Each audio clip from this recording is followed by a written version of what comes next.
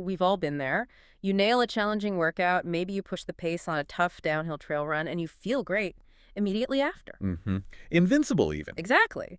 But then it happens. 24 hours later, you wake up, try to walk down the stairs, and you instantly regret every life choice you've ever made. You're performing the quintessential post-workout shuffle. That specific deep muscle ache is delayed-onset muscle soreness, or DOMS. It's really the hallmark of muscle adaptation. And in that moment of soreness, you find yourself staring at your recovery tools. Maybe you have the classic foam roller, or maybe you shelled out the big bucks for one of those high-tech vibrating models. And the question hits you, is this expensive gadget actually helping me heal faster? Or are you just paying for a fancy massage? Does the science really back the vibration? That is the essential question. And this deep dive is custom tailored for you if you're looking past the marketing hype and into the actual data. We wanted to see if the physiological benefits really stack up. To answer this, we pulled some of the most relevant comparative research on the topic. Our source today comes from a rigorous, peer-reviewed study published in the Journal of Sports Science and Medicine. The article title is a bit of a mouthful, but it's perfectly clear about its mission. It's titled Vibration Rolling, Non-Vibration Rolling, and Static Stretching for Delayed-Onset Muscle Soreness on Physiological Changes and Recovery of Athletic Performance in Runners. The research was conducted by Chia-Wen, Chun-Hao Huang, and Chang. You can find it in volume 25, pages 149 through 158 of the journal, from 2026. So this is very recent, very relevant data. And before we dissect their methods, we really need to understand the physiological enemy here. DOMS isn't just discomfort, it's pain and stiffness that peaks, 24 to 72 hours after exercise. And it usually comes from those eccentric contractions, right? Like muscles lengthening under tension. Exactly what happens when you run downhill. It's basically micro-trauma to the muscle fibers. So why is minimizing that impact so critical for someone trying to stay on a consistent training schedule? Because that micro-trauma triggers localized inflammation, which doesn't just feel bad. It actively impairs your performance, it reduces your functional range of motion, and it can subtly alter your running mechanics to compensate for the pain. Which in turn probably increases your overall injury risk. That's the fear. So minimizing DOM severity is really paramount to training consistency. Okay, let's unpack this study then. What did the researchers actually do to isolate the effects of these three popular recovery methods and put them head-to-head? Well, they employed a crossover design, which is excellent because it means every single participant acted as their own control. So every person tried every method? Yes, eventually. They recruited experienced adult runners. The average running experience was about 6 years. A crossover study is really the gold standard for this kind of comparison, isn't it? It minimizes that person-to-person variability. Absolutely. But as is pretty common in rigorous athletic studies, they did have some exclusions. So out of the initial 18 participants, they ultimately analyzed data from just 11 runners. 11. Why the...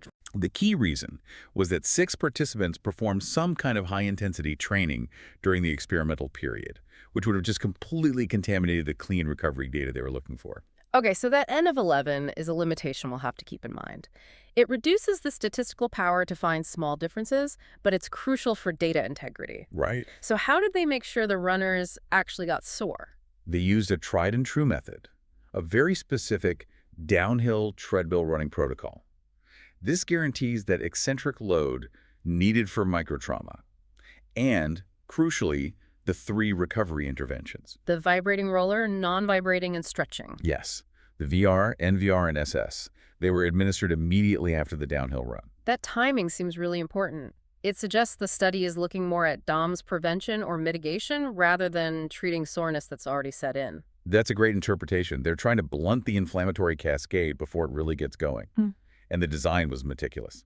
For the VR condition, they used a commercial vibrating roller, the Viper, at a fixed frequency of 28 Hertz. But for the NDR condition, the non-vibrating one, they used the exact same physical roller, just with the vibration turned off. Wait, so they used the same piece of equipment, just flicked a switch? That's brilliant. It is. It isolates the variable perfectly. You're not comparing a hard plastic roller to a soft vibrating one.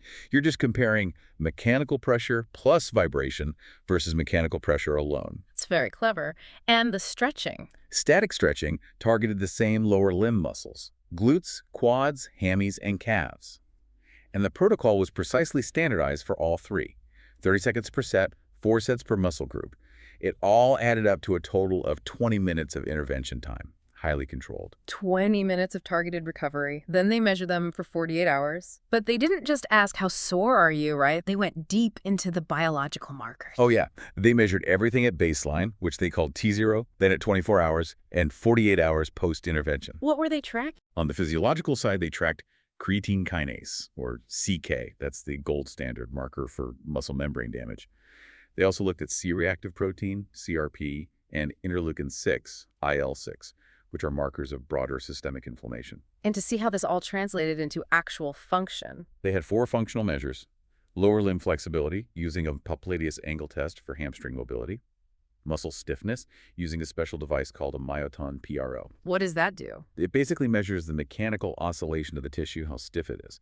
Then they measured explosive power with a vertical jump and dynamic balance using the Y-balance test. So a very comprehensive snapshot. Okay, let's get to the results. This is where the money is. Or perhaps where the money isn't. Did the downhill run actually cause muscle damage according to the CK data? It absolutely did. CK levels shot up significantly at 24 hours across all 3 groups. So, yep, the muscle fibers were damaged. The DOMS induction worked like a charm. So we have damage. The big question. Did the expensive vibrating roller speed up the repair process better than just regular rolling or stretching? This is where we learned about the body's own intrinsic healing clock. CK levels showed a highly significant time effect. Meaning that as time passed from 24 to 48 hours, the levels naturally declined across all the groups. The body was just clearing the damage on its own schedule. The body heals itself. Got it. Yes. And the critical finding here is that there was no significant interaction effect among the groups. Okay, that's a key statistical term. Break that down for us. Right. So while the vibrating roller group's average CK levels did happen to return to baseline by 48 hours, the lack of a significant interaction means we can't definitively say the vibration caused that. It didn't accelerate the clearance compared to the other 2 methods. So the rate of healing wasn't statistically faster for the VR group. The natural healing curve was basically the same for everyone, regardless of what they did for recovery. Precisely. You're looking at the same rate of recovery no matter how fancy the intervention. Wow. Okay. What about the other inflammation markers, CRP and IL-6? Even more clear-cut. They showed no significant changes whatsoever. No time effect, no group effect, nothing. That seems really counterintuitive. You have all this microtrauma, local inflammation, but your whole body isn't registering it. Well, this highlights an important point about the severity of DOMS. Localized muscle damage, while painful, it's not a massive systemic trauma. The cleanup of those systemic markers is managed by organs like the liver and spleen. And you're saying a localized treatment like rolling isn't going to, what, upregulate my liver? Exactly. The vibrating roller isn't going to turn on your liver's cleanup crew any faster. DOMS is just too small of an event to trigger that massive systemic response that these markers would detect. That makes perfect sense. Okay, let's talk about stiffness. This is the big one. It's the subjective feeling that drives most people to a foam roller in the first place. We feel looser after. Did the objective data support that? This was maybe the most surprising finding of the entire study. Muscle stiffness, measured across the quads, hamstrings, calves. It showed no significant time, group, or interaction effects. Wait. None. The mechanical properties of the muscle tissue were statistically unchanged over the 48 hours, regardless of whether they vibrated, rolled without vibration, or stretched. So you're telling me that when I roll and I feel that incredible relief and I think I'm breaking up tight fascia, that feeling isn't reflected in the actual mechanical state of the tissue? It dramatically challenges that common assumption. The feeling of looseness is likely a subjective benefit. It's the mechanical stimulation dampening pain signals. You're basically providing sensory input that competes with the pain signal from the microtrauma. My brain is being distracted from the pain. That's a great way to put it. So foam rolling might be a fantastic analgesic tool, a painkiller, but maybe not a mechanical tissue modifier in that acute DOMS phase. That is a fundamental finding. Okay, so what about the functional results? Did any of this stuff restore performance faster? Let's start with flexibility. Flexibility showed the exact same pattern as the muscle damage markers, a significant time effect. The runners got more flexible over 48 hours simply because they were recovering, but there was no group effect or interaction. None of the 3 modalities provided a measurable flexibility benefit superior to the others. The body just needed time. Okay, what about explosive power? My vertical jump should suffer if my muscles are damaged. Did rolling help restore that jump height? Vertical jump performance remained entirely unchanged across all groups all time points. No significant effects detected anywhere. So a single 20-minute session isn't a magic bullet for power restoration. It just sets a realistic expectation, you know? Yeah. It's asking too much of these tools. Power metrics are very sensitive and require deep physiological restoration. They might help us feel better, but they won't instantly rebuild our muscles' capacity for explosive work. Okay, last one. Dynamic balance, the Y balance test. Right, this reflects stability and proprioception, how well your body knows where it is in space. This is the only area where we saw slightly nuanced results. Nuanced how? Did the VR group finally pull ahead here? The test showed significant time and group effects. So scores improved over 48 hours, that's the recovery. And yes, the VR group did show higher average scores, suggesting better balance. Uh-huh. So the vibrating roller did help with balance. This is where it earns its keep, right? Not so fast. We have to come back to that key statistical concept again, the interaction effect, Which was missing. which was missing. Because there was no significant interaction effect, we can't conclude that the vibration itself provided some unique accelerated recovery mechanism. The VR group improved, yes, but the other groups followed a very similar recovery trajectory. That is the crucial distinction. The overall recovery curve is still governed by time. And if the expensive tool is on the same recovery curve as the cheap one, Then the expensive tool isn't physiologically superior. Precisely. The vibration might offer a greater subjective feeling of stability, leading to a better test score, but the underlying rate of recovery from the muscle damage remains tied to the body's natural clock. okay, let's synthesize this. We've looked at biomarkers, stiffness, flexibility, power, balance over 48 hours. What is the major overriding conclusion of this study? The major conclusion is that over that 48-hour period, the improvements we saw were primarily driven by the body's own intrinsic healing mechanisms. The time effect was statistically dominant in almost every measure. So the verdict is that vibrating rolling, non-vibrating rolling, and static stretching all resulted in comparable short-term recovery. No single intervention showed clear superiority as a physiological accelerator. Exactly. And this also reinforces what we already know about static stretching. As a standalone post-exercise tool, it really doesn't meaningfully improve soreness or performance when compared to doing nothing at all. So what does this all mean for the athlete or coach listening right now? Should I throw away my vibrating roller? No, you don't need to throw it away, but you should probably adjust your expectations. Be cautious about promoting it as a physiological recovery accelerator. It's more of a comfort tool. It seems to be. If you enjoy this sensation, if it makes you feel better, keep using it. It likely offers that pain dampening effect we talked about.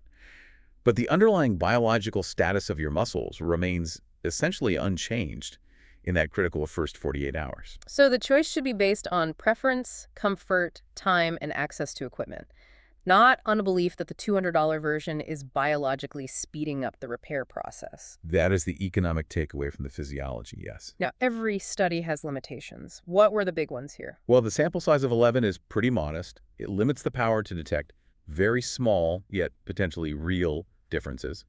Also, the follow-up was only 48 hours, so we don't know about longer-term effects. And they only tested a single session? A single bout of intervention, yes. We have no idea what happens if you use the roller 3 times a day for 3 days straight. The effect of repeated application is a total unknown. And they also lacked a true do-nothing control group. Which would have given us a clearer baseline of just natural recovery. Which brings us to our final provocative thought for you, the listener.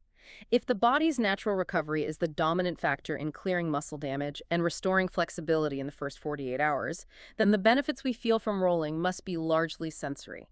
Right. And if that's true, what subtle, deeper neuromuscular mechanisms may be related to proprioception or tiny changes in movement patterns from that sensory input? What do we need to measure in future studies to really separate that subjective feeling of comfort from actual measurable physiological change? It forces us to ask whether we're treating the injury or just making ourselves more comfortable while the body does the heavy lifting on its own timeline. A great question to mull over. For a full understanding, we strongly encourage you to seek out the full article in the Journal of Sports Science and Medicine. This deep dive really shows that being well-informed sometimes means realizing that simpler methods can be just as effective as the latest, most expensive piece of tech. If you enjoyed cutting through the marketing noise to get to the scientific truth, make sure you follow the channel and turn on notifications so you don't miss our next deep dive into a complex topic.